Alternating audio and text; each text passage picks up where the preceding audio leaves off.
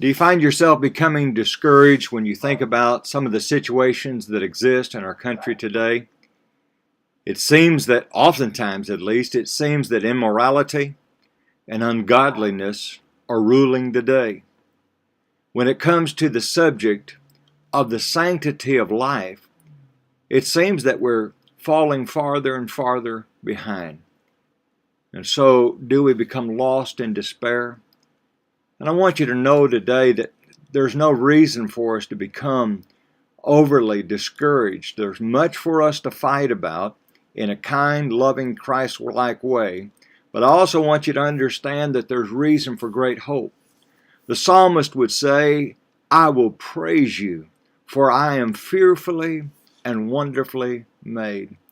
Now that tells us something about the child in the womb, but I want you to understand this.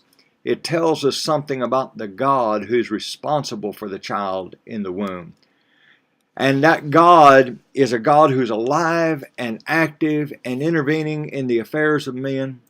And so consequently, we have a reason for great hope, great help, and great healing. I want you to think about that for just a moment. Because there is a God, there's meaning and purpose to life. You know, there's a philosophy, the philosophy of naturalism, and make no mistake, it is a philosophy.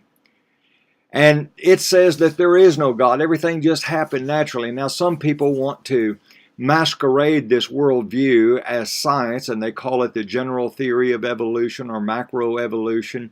But in reality, it is a worldview. It has very little to do with science. It has everything to do with the idea of a worldview, the way people want to live their life. And the sad thing is that most people don't like the consequences of evolution.